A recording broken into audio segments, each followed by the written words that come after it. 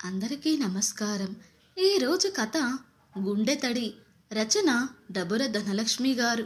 ఇంకా స్టోరీలోకి వెళ్ళిపోదామా?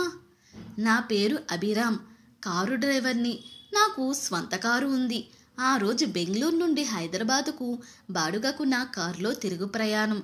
హైదరాబాదులో ఏదో పెద్ద కంపెనీ ఓనర్ శ్యామ్ నా కారులో కూర్చున్నారు. మొదటి నుంచి చాలా సీరియస్గా కూర్చున్నారు. మాట వరుసకు 2 సార్లు పలకరించాను. ముక్తసరిగా సమాధానమిచ్చాడు. ఇది కొత్తేం కాదు, డబ్బున్నోలుగా ఆ మాత్రం జాగ్రత్తగా ఉంటారు. కొందరు డబ్బున్నోళ్ళు ఊరికే మాట్లాడితే అనవసర సమస్యలు అని వాళ్ళ అభిప్రాయం.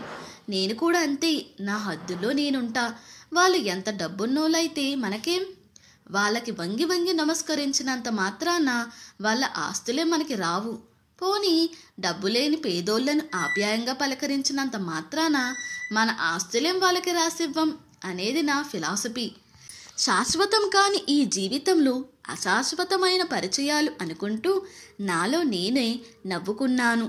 ప్రాణం విలువ తెలిసినోని కాబట్టి మంచో చెడో నాకు నచ్చిన వాళ్ళని ప్రేమగా పలకరిస్తుంటా. అతను అదే శ్యామ్ ఫోన్లో ఎవరితోనో మాట్లాడుతున్నాడు. శ్యామ్కు వాట్సాప్ గ్రూపులో ఏదో మెసేజ్ వచ్చిందంట. ఎవరో 8 ఏళ్ల అబ్బాయికి క్యాన్సర్ అని సాయం చేయమని ఆ మెసేజ్ సారాంశం. శ్యామ్ తన స్నేహితుడైన ఆ వాట్సాప్ గ్రూప్ అడ్మిన్తో ఫోన్లో మాట్లాడుతూ, ఎందుకురా ఇలాంటి ఫేక్ న్యూస్లు ఫార్వర్డ్ చేస్తుంటావు? నెల క్రితం నువ్వు ఇలాని ఒకడి గురించి పోస్ట్ పెట్టావు.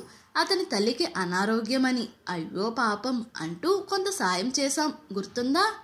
వారం క్రితం మా అమ్మాయి ఫ్రెండ్ బర్త్డే పార్టీకి వెళ్ళొస్తుంటే కారును ఆపి ఆకతాయిలు అల్లరి పెట్టారని పోలీస్ కేసు పెట్టాం. ఆ నలుగురిలో ఈ మన సాయం పొందిన వెధవని కూడా చూసా. నాకు రక్తం మరిగిపోయింది. ఇక ఈ బాబు సంగతి అంటావా? ఈ రోజుల్లో ఇలా కష్టం పేరు చెప్పి అడుక్కునేవారు ఎక్కువైపోయారు. అంత చిన్న బాబుకు క్యాన్సర్ అని ఆ బ్లడీ వరస్ట్ పేరెంట్స్ అలా అడుక్కోవడం ఎంత వరస్ట్గా ఉంది. అంతగా బిడ్డను కాపాడుకోలేకపోవడం ఎంత చేతకానితనం. Cheap people. సంపాదించినదంతా జల్సాగా తినడం, తాగడానికి, బతకడానికే ఖర్చు పెట్టేస్తారు. సంపాదించిన దానిలో రేపటి కోసం కొంత పొదుపు చేసుకుందామనే ఆలోచనలు ఉండవు. రోజంతా కష్టపడి సంపాదించింది అంతా ఒక్క పూటలో ఖర్చు పెట్టేస్తారు. ఏదైనా కష్టం వస్తే పేదోళ్ళం అంటూ అందరినీ అడుక్కుంటారు. ఇలా కష్టం వచ్చినప్పుడు తమకెవరూ సాయం చేయలేదని అందరిపై పడి ఏడుస్తుంటారు. ఇంకో విషయం చెప్పనా? ఈ దేశ రాజకీయాలు ఇంత అధ్వానంగా తయారవడానికి కూడా ఈ పేదోళ్లే కారణం. ఎలాగంటావా? వీళ్లకు ఎలక్షన్లో డబ్బులు మందు పంచితే చాలు. మిగతా సమయాల్లో కనిపించని నీతి నిజాయితీ అప్పుడే పుట్టుకొచ్చి డబ్బు మందు పంచిన స్వార్థ నాయకులకు ఎక్కడ లేని నిజాయితీతో ఓట్లేసి గెలిపిస్తారు. తరువాత ఆ నాయకులే వీళ్ళ పాలిట భస్మాసుర అవతారాలై వీళ్ళ భావితరాల భవిష్యత్తును కాలరాసేస్తారు అంటూ ఇంకా ఏదో మాట్లాడుతున్నాడు. అవతలి వైపు అతని స్నేహితుడు, రే శ్యామ్ ఆపరా, నీకు నచ్చితే కొంత మనీ ఫోన్పే చెయ్యి, ఇష్టం లేకపోతే వదిలే అంటూ కాల్ కట్ చేసినట్టున్నాడు. నా మనసు గతంలోకి వెళ్ళింది. నా చిన్నప్పుడు నాన్న మెకానిక్ షాప్లో పనిచేసేవాడు. నేను విపరీతమైన అల్లరి చేసేవాణ్ణి. ఒక్కగానొక్క బిడ్డనని అమ్మకు గారాబం ఎక్కువ. ఎంతో ప్రేమగా చూసేది. నాలో మొండితనం కూడా ఎక్కువ. నాన్న ఉదయం అనగా వెళితే ఏ చీకటి పడ్డాకో ఇంటికి చేరేవాడు. రోజంతా కష్టపడినా పూట గడవడం కష్టంగా ఉండేది. పండగలప్పుడు నా స్నేహితులందరూ కొత్త బట్టలు వేసుకునేవారు. నాకు కూడా కొత్త బట్టలు వేసుకోవాలనే పంతం ఎక్కువ. కానీ పూట గడవడమే కష్టంగా ఉండేది. అంతకు 2 ఏళ్ల ముందు అందరూ ఉమ్మడి కుటుంబంలో ఉండి తరువాత వేరుపడడంతో ఇంటికి పెద్ద కొడుకైన మా నాన్నపై అప్పుల భారం పడింది. ఇక ఆ అప్పు తీర్చడం కోసం నాన్న రాత్రింబవళ్ళు కష్టపడేవాడు. ఇవేవీ తెలియని నేను నా మొండితనంతో అమ్మా నాన్నలను తెగ విసిగించేవాణ్ణి. నాన్న మెకానిక్ షాపు మా ఇంటి నుండి 12 కిలోమీటర్ల దూరంలో ఉండేది. నాన్న ప్రతిరోజు ఉదయాన్నే సైకిల్ తొక్కుకుంటూ షాపుకు వెళ్ళి చీకటి పడ్డాక ఇంటికి వచ్చేవాడు. నాన్న ఇంటికి వచ్చే సమయానికి ప్రతిరోజు రాత్రి ఎదురు చూసేవాణ్ణి. నాన్న వీధిలోకి రాగానే సైకిల్ బెల్ మోగించేవాడు. ఆ శబ్దం వినగానే నా కళ్ళు మెరిసేవి. పరిగెత్తుకుంటూ నాన్నకు ఎదురెళ్లేవాణ్ణి. నాన్న నన్ను చూడగానే తన కష్టమంతా మర్చిపోయేవాడు. నన్ను తన సైకిల్పై కూర్చోబెట్టుకుని 2 వీధులు తిప్పి తీసుకొచ్చేవాడు. తర్వాత నాన్న కట్టెల పొయ్యి మీద అమ్మ కాచిన వేడి నీళ్ళతో స్నానం చేసేవాడు. చక్కగా కబుర్లతో భోంచేసి నిద్రపోయేవాళ్ళం. ప్రశాంతంగా సాగిపోతే అది జీవితం ఎందుకు అవుతుంది? ప్రశాంత సముద్రంలో చెలరేగిన తుఫానులా, తీరం దాటిన కల్లోల కడలిలా విధి మా జీవితాల్లో విషాదాన్ని నింపింది. ఆ రోజు దీపావళి పండుగ. అంతకు వారం రోజుల ముందు నుంచి అమ్మకు తీవ్ర జ్వరం. మందులు మింగుతున్నా తగ్గలేదు. నాన్నకు కూడా జ్వరం. అయినా షాపుకు వెళ్ళి వస్తున్నాడు. ఇవేవి పట్టని నేను పండుగ రోజు అందరూ కొత్త బట్టలు వేసుకున్నారని, నాకు లేవని ఏడ్చి గోల చేశాను. నన్ను సముదాయించడానికి కూడా అమ్మలో ఓపిక లేదు. అన్నం తినకుండా మొండికేశాను. ఉదయం నుంచి నన్ను బతిమాలిన అమ్మ మధ్యాహ్నానికి నీరసంగా అలానే పడుకుండిపోయింది. అలా పడుకున్న అమ్మలో చలనం లేదు. సాయంత్రం ఇంటికొచ్చిన నాన్నకు అమ్మ శాశ్వత నిద్రలోకి జారుకుందని అర్థమైంది.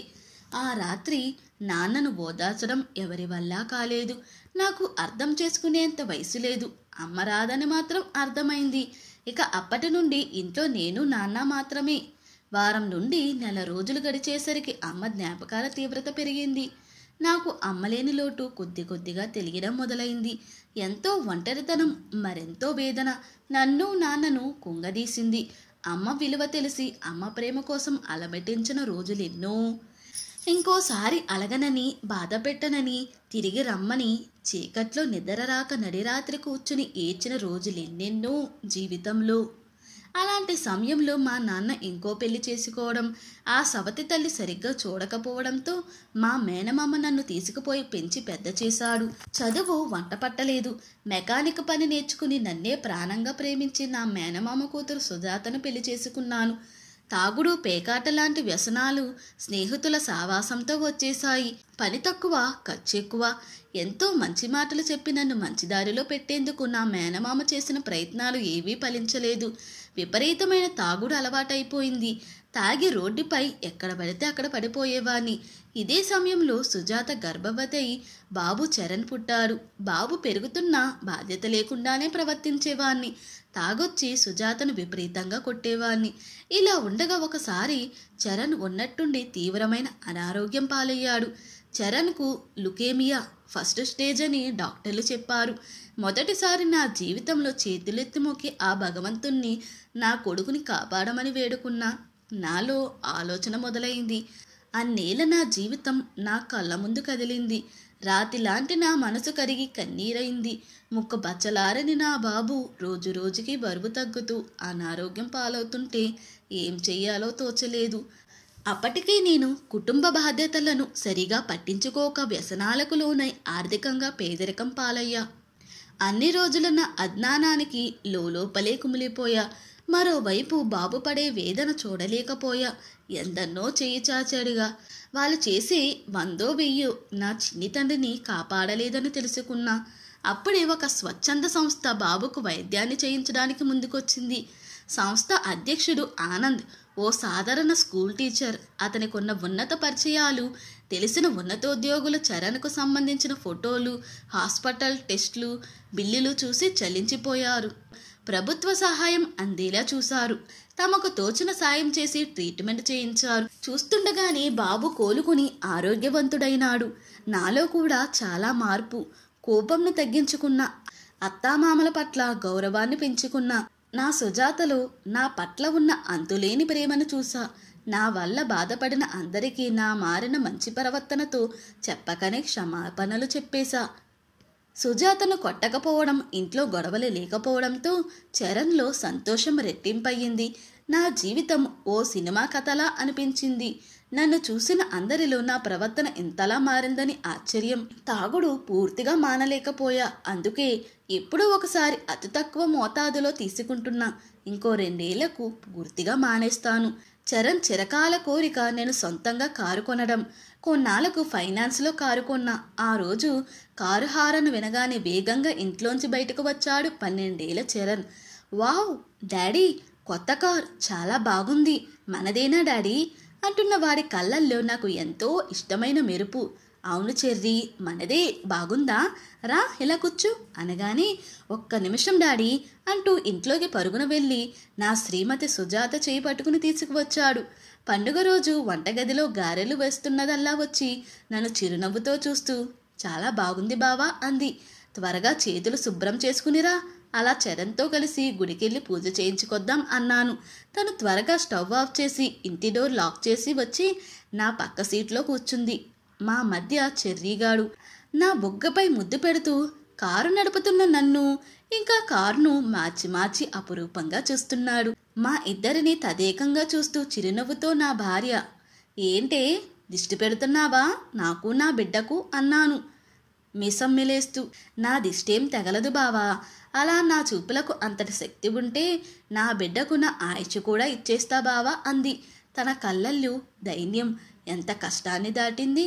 ఒక చేత్తో స్టీరింగ్ పట్టుకున్నా, ఇంకో చేత్తో తన భుజం చుట్టూ చెయ్యి వేసి దగ్గరగా లాక్కున్నా.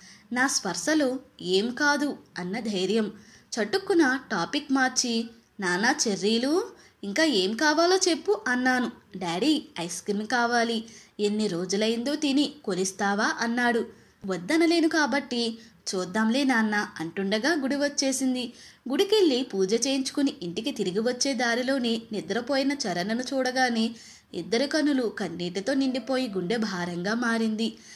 బాబు నుదుటిపై ముద్దు పెట్టి వెక్కి వెక్కి ఏడుస్తున్న సుజాతను ఓదారుస్తూ దీనంగా చూస్తుండిపోయాను. అయిపోయింది, అదో కష్టకాలం. ఆ కష్టం రావడం వల్లే మన జీవితంలో సుఖాల విలువ తెలిసింది సుజీ అంటూ హత్తుకున్నా. కొన్ని రోజులకు మా నాన్నను కలిసా.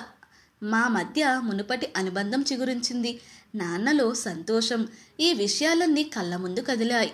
దారిలో భోజనానికి కారు ఆపినప్పుడు శ్యామ్ గారితో, సార్ మీకు వాట్సాప్ గ్రూపులో మెసేజ్ వచ్చిన అకౌంట్కు నా వంతు బాధ్యతగా 1000 రూపాయలు ఇవ్వదలిచా సార్. మీరు చెప్పిన విషయాన్ని మా కారు డ్రైవర్ల వాట్సాప్ గ్రూప్లో పెట్టాను. 14,000 నా అకౌంట్కి ఫోన్పే చేశారు. మీరు వాళ్ళ ఫోన్పే నెంబర్ చెప్పండి సార్, నేను ఆ డబ్బు ట్రాన్స్ఫర్ చేస్తాను అన్నాను వినయంగా.